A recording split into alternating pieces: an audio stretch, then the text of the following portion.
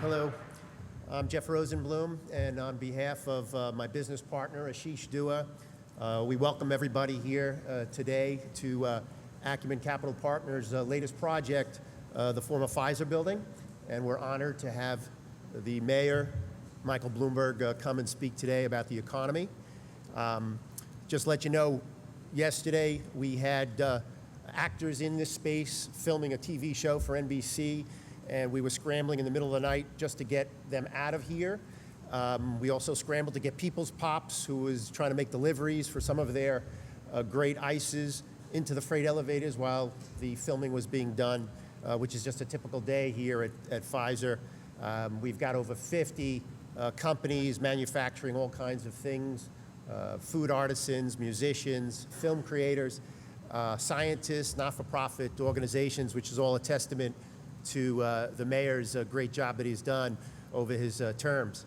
And what's obviously not typical is to have you folks here and, of course, the mayor, but we're very much honored to do so.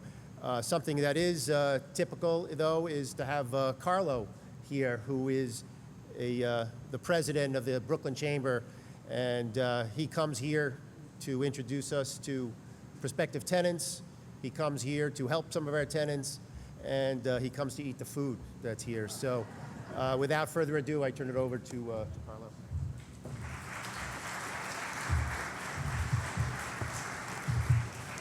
Thank you. Good morning, everyone. Jeff, thank you very much. And let's give Jeff and Ashish and the entire team here at Acumen a big round of applause. They are doing a great job. Let me welcome Deputy Mayor Patty Harris, Deputy Mayor Bob Steele, and Kyle Kimball from EDC. Welcome, and thank you for being here. This building is truly one of New York City's greatest economic success stories. Before I tell you a little bit about what we have done here, let me give a big thank you to the Brooklyn Chamber of Commerce and their board of directors, many of whom are here today, and in particular our board chair, Denise Arbisu, for her hard work and dedication. Thank you. So, as Jeff said, the Brooklyn Chamber is no stranger to 630 Flushing Avenue. We had a big event here, Brooklyn Eats, in June. It was the borough's first ever food and beverage trade show. We had over 100 vendors showcasing their products. Over 2,000 people attended. It was a wonderful success. And I think the success of Brooklyn is evident out there. And we have enjoyed an economic renaissance over the past decade, really thanks to the vision of Mayor Michael Bloomberg. And I think we all want to ensure that it continues into the future.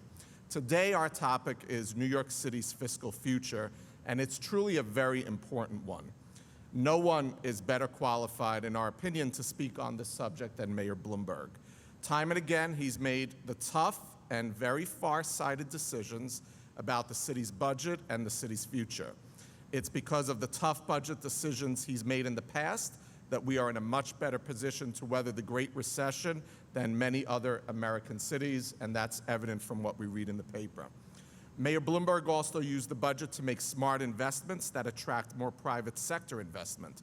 He combined strong fiscal stewardship with a relentless drive for innovation and growth, and that has helped make Brooklyn and really all of New York City the hottest place on the planet. Mayor Bloomberg and his administration have truly understood what it takes to make New York very competitive in the global economy. Mayor Bloomberg has kept New York City thriving despite many hardships. We all know he took over a city in 2002, still reeling from the September 11th attacks, and I think many New Yorkers did not believe we could rebuild so quickly, but under the mayor's leadership, we did. Despite a recession that began in 2008, the mayor understood that while financial services were vital to keep the city going, diversifying the economy is what has given it long-term sustainability. The mayor's 5-borough economic opportunity plan has created jobs in neighborhoods across the city, everywhere, including a building like this. Mayor Bloomberg, I can tell you, I've worked with him for many years, has been particularly good and fair to Brooklyn. The borough is home to many of these new industries that he has talked about for the past 11 and a half years, from established ones who relocated here to startups and to innovative companies that know the Bloomberg administration's policies have made it such that New York continues to be a wonderful place to do business. Look, just a mile from here, Steiner Studios, Broadway Stages, they have made it so that Brooklyn is now known as Hollywood East, with the industry creating jobs for 130,000 New Yorkers. This sector supports many of our small businesses throughout the 5 boroughs, pumping $7 billion into our economy. From revitalizing the waterfront to the creation of incubators, just like the one we have here, Mayor Bloomberg has transformed New York City into an economic giant, ensuring that we stay competitive with the rest of the world. It gives me a great honor and pleasure to introduce you to our mayor, Michael Bloomberg.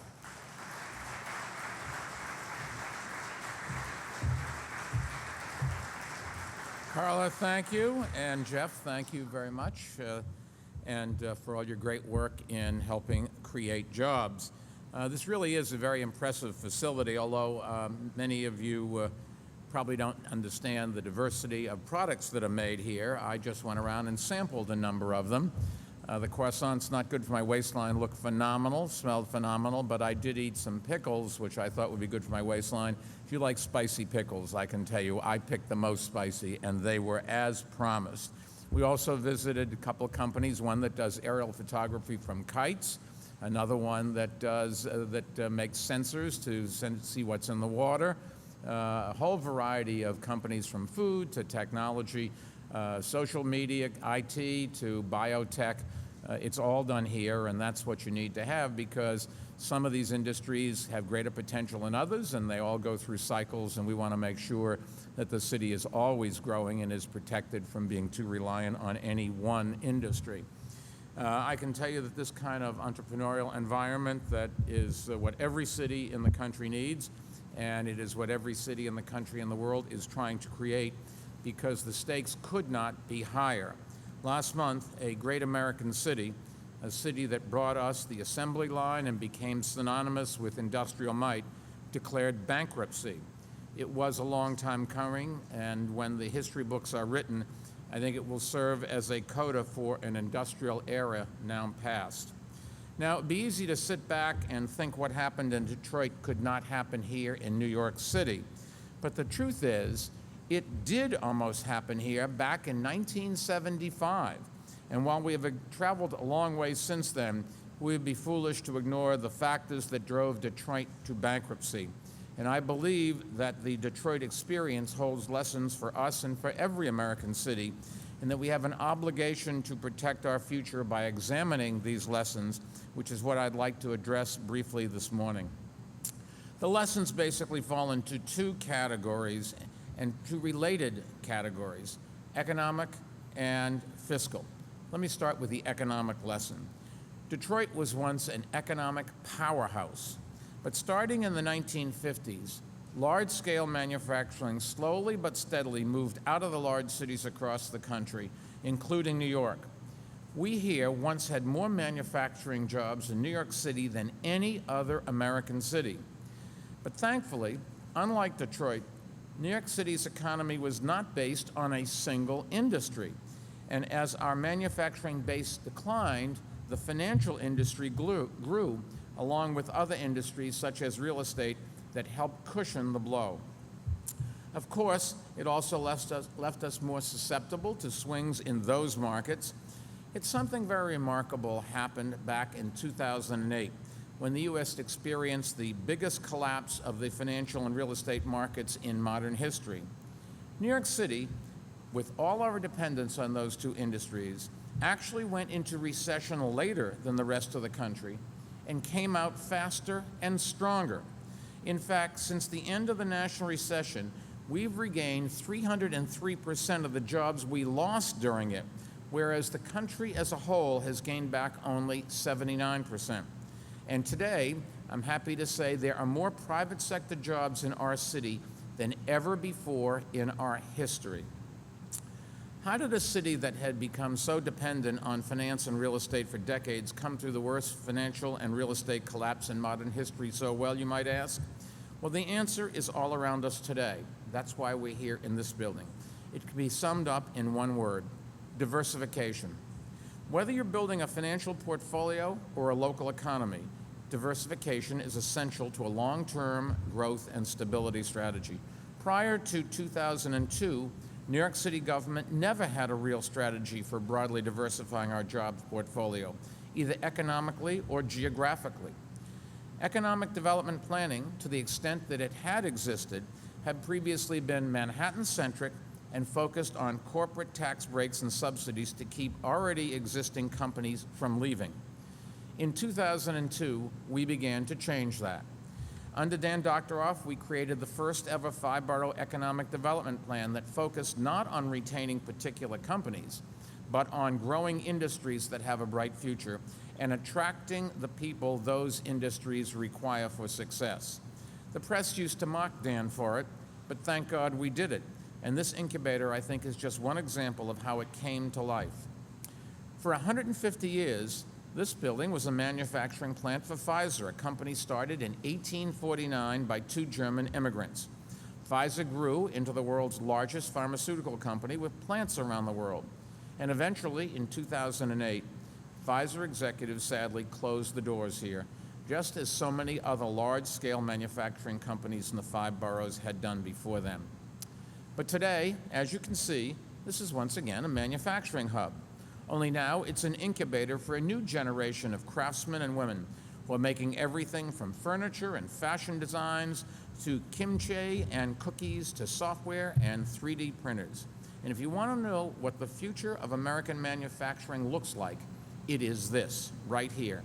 It is smaller scale, more creative, and higher skilled. And it's on display not only here, but also in the nearby Brooklyn Navy Yard and in other areas of the city as well. We have to stop thinking about manufacturing in such one-dimensional terms. Yes, manufacturing can involve a large factory with an assembly line, but it can also involve a small computer lab, a science lab, or a graphics design lab, or even a stage or a notebook. The great manufacturing cities of the 21st century will be those that produce unique innovations and ideas, not uniform widgets. And not just in one area, but in a broad range of industries that are based on knowledge, information, and creativity.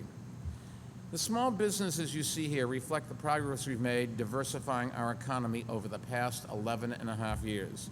Film and TV, arts and culture, fashion and design, bioscience and engineering, new media and entertainment, tourism and tech. We've worked hard to help all of those industries grow.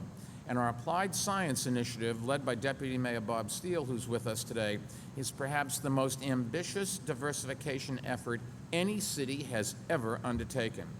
And as a result of all this work, since 2001, the majority of jobs created in New York City has been outside of Manhattan, and nearly 40% of them been right here in Brooklyn.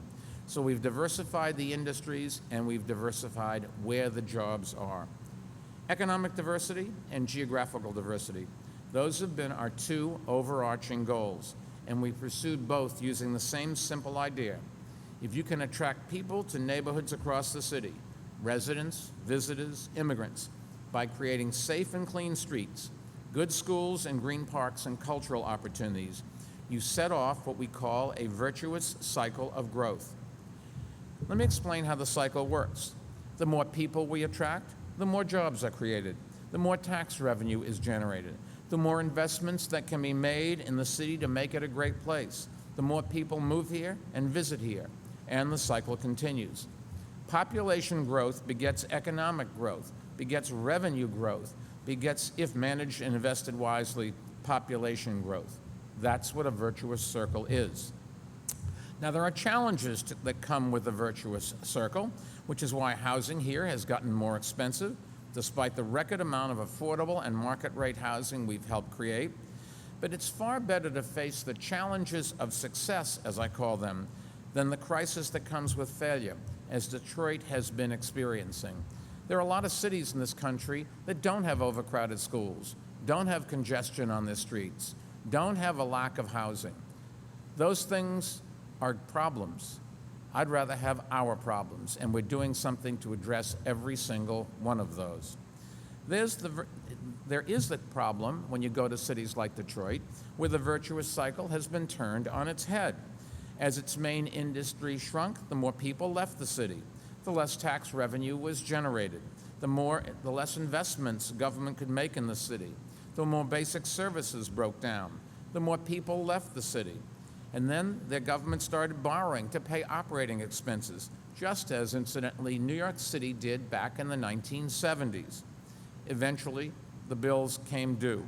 And that brings us to the second key lesson, the importance of responsible fiscal stewardship. In some ways, New York City's brush with bankruptcy in 1975 was a stroke of luck, because the disease was diagnosed early and we were able to take our medicine immediately. New York's political leaders then were forced to stop borrowing to pay for operating expenses, and by the 1980s, thanks in no smart to the leadership of Governor Hugh Carey and Mayor Ed Koch, the mass exodus of people had stopped.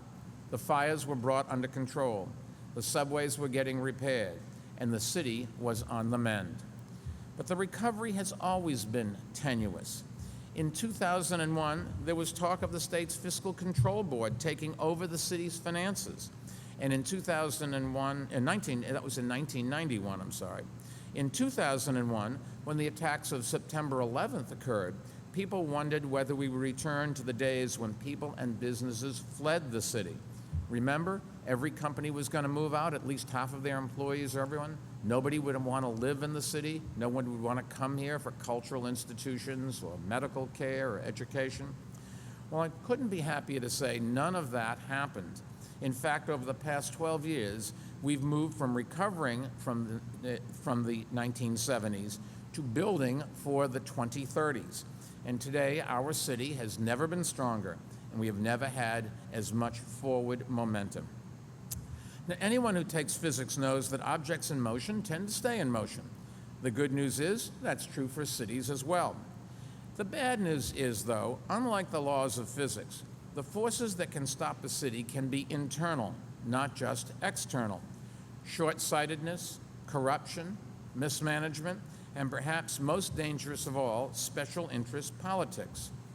Of course, over the course of the several decades, we saw all of those factors at work in Detroit. And in recent years, the most harmful factor may have been special interest politics. One of the main reasons that Detroit could not stop its downward spiral was that its labor costs, especially its retiree costs for pensions and health care, crowded out its ability to invest in the things that make a city a more attractive place to live and visit. The more a city spends on wages and benefits for employees over what the marketplace determines is necessary for recruitment, retention, and experience, the less a city can invest in benefits for all of its residents. The less it invests in things that benefits all residents, the less attractive place it is to live and visit. And suddenly, that virtuous cycle we talked about, I mentioned, comes grinding to a halt, or worse, goes spinning in reverse. In New York City, that risk is still very real. And the primary driver of the risk is the same factor that was present in Detroit, the explosion in pension and health care costs. To put the problem in context, in the fiscal year 2012, when we came into office, New York City's pension costs were $1.4 billion. By fiscal 2009, even after one of the strongest bull markets we've ever seen and before any impact from the financial meltdown, pension costs had grown to $6.9 billion. So clearly, our increase in annual pension costs, which today total more than $8 billion per year, was not driven primarily by poor market returns. It was the result of a benefit structure that promises retirees too much, too soon, and requires them to contribute too little to pay for it. At the same time that our pension costs can be substantially reduced, the idea that our pension costs can be substantially reduced through increased market returns is a fantasy, perpetuated to avoid the hard choices that we must confront today. Avoiding the hard choices is how Detroit went bankrupt, and it's the road to ruin for any city. More than 10 years ago, back in January '03, we sounded the alarm about rising pension costs, and we kept pushing for change in Albany. Finally, in 2009, after the markets had collapsed and created huge budget deficits for the city and state, we helped persuade Governor Patterson to veto a pension sweetener that for the last 33 years has allowed newly hired police officers and firefighters to contribute less and retire sooner than otherwise required by law. And in 2012, the state legislature, thanks to Governor Cuomo's leadership, passed a bill raising the retirement age for non-uniform workers, increasing employees' contributions, and other measures that will help slow the explosive rate of growth, which we strongly supported. Both of these steps were important, but they don't solve our problems. Today, much of the city's civilian workforce contributes only 3% of salary for the next 10 years of employment towards their pensions and nothing after that. You'd be hard-pressed to find a single company in the private sector with that kind of a pension plan. For that matter, you'd be hard-pressed to find many governments with that kind of pension plan.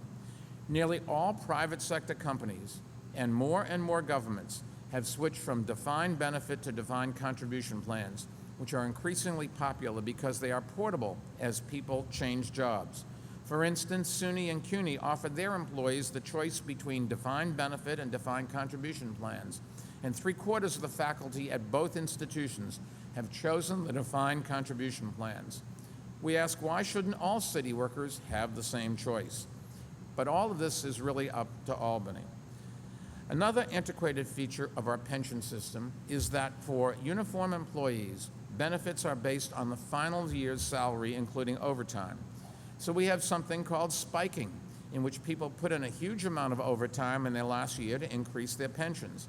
And remember, many of them can begin collecting their pensions after 20 or 22 years of service, even if they're only 42 years old. That means we are paying those spiked pensions for 30, 40, even 50 or more years. And as life expectancy increases, and I'm very proud to say that it's rising faster here than in the rest of the country, those costs will continue to rise. And that means that each year, more and more tax money gets shifted away from investments and services to retiree benefits. So far, we've been able to absorb these extra costs by finding ways to do more with less. But that can only continue for so long. Last month, Chicago laid off 2,100 teachers, 2,100 teachers gone, and school support staff, largely because its pension costs had increased substantially.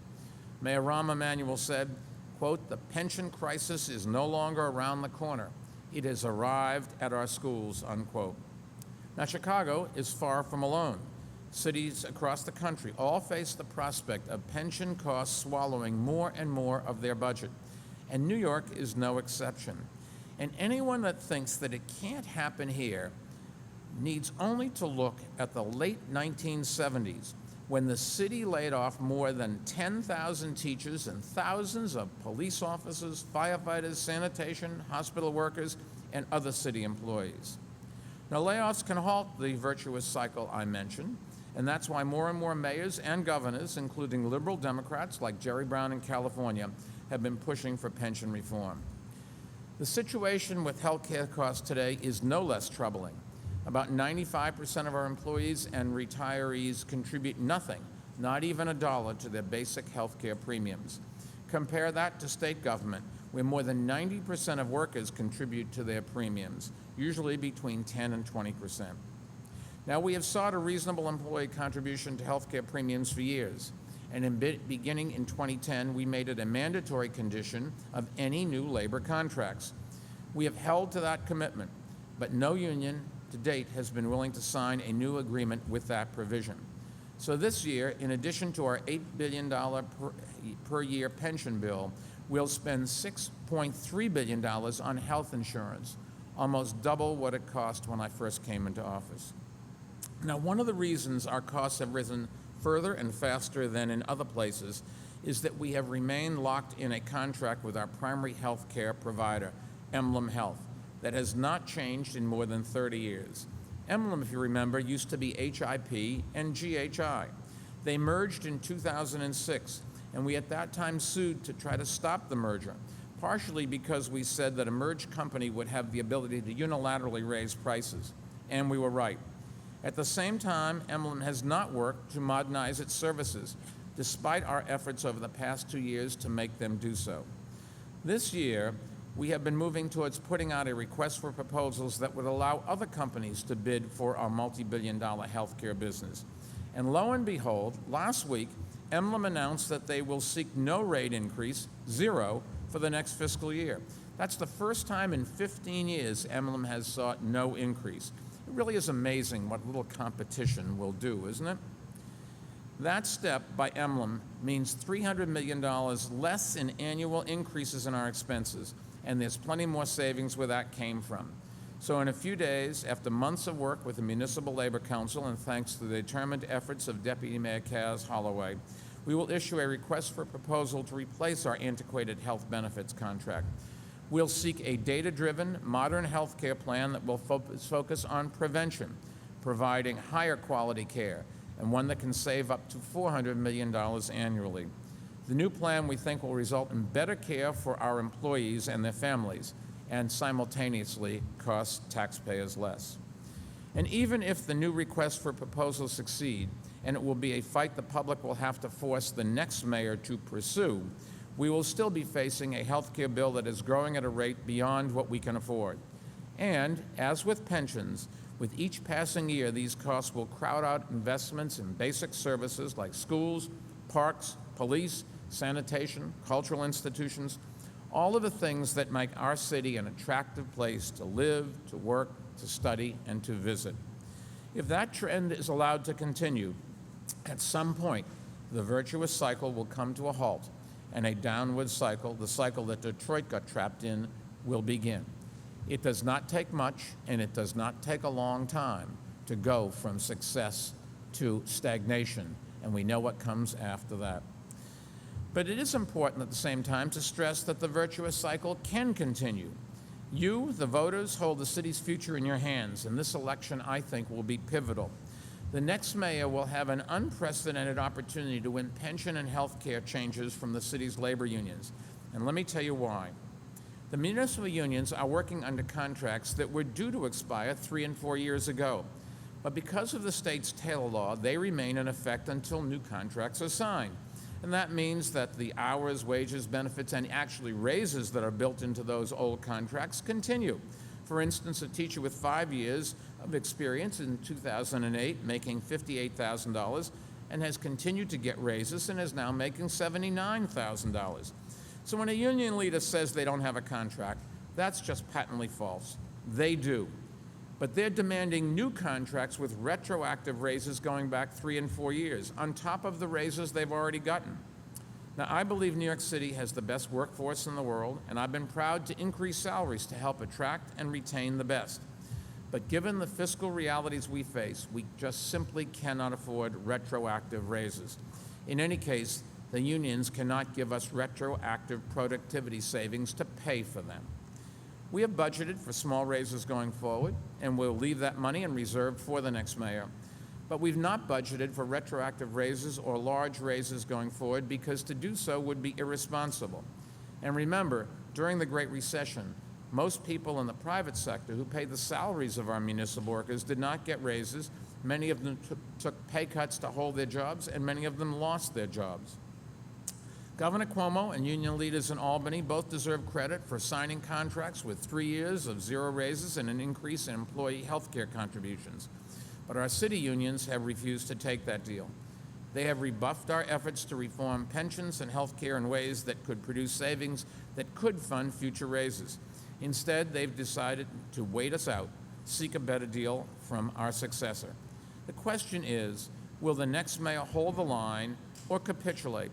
Will he or she strike a good deal for taxpayers as the governor did, or better?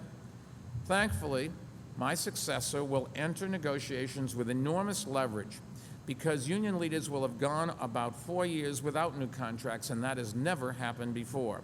And they'll not be able to wait another 4 years for new contracts. And that puts the next mayor, in a position of strength in negotiating not only salaries, but also pension and health care reforms. In fact, there may never be another opportunity quite like this. And it will be up to you, the voters, to make sure that we elect a mayor who understands how important this opportunity is, and not someone who's going to squander it. And it's up to you, in the front rows here, the Fourth Estate, to demand concrete comments from the candidates about what they will do if elected. The reality is, we may be a long ways from Detroit, but we are only a short ways from relapsing into decline if we allow health care and pension benefits to crowd out the investments that makes New York City a place where people want to live, work, study, and visit. Now, I can promise you, I'm going to spend the next 147 days doing everything I can to put the next mayor in a strong position to lead our city forward. That's why we're releasing a request for proposals to health care providers. I love this city, and there's nothing I want more than for its progress to continue. And meeting with some of the entrepreneurs here and seeing their drive and passion does give me great hope that the best days for New York City are still ahead. But we can't wake up tomorrow morning, the day after the election, and find that some candidate has made a backroom deal with one of the unions that sets the process, the pattern for all the other unions that will eventually lead to stopping the growth in this city. We cannot afford certain things. It's tough to say no. It's particularly tough to say no when nobody wants anybody to get hurt. But the bottom line, this is the taxpayers' money, and this is our future. Thank you, and have a great day.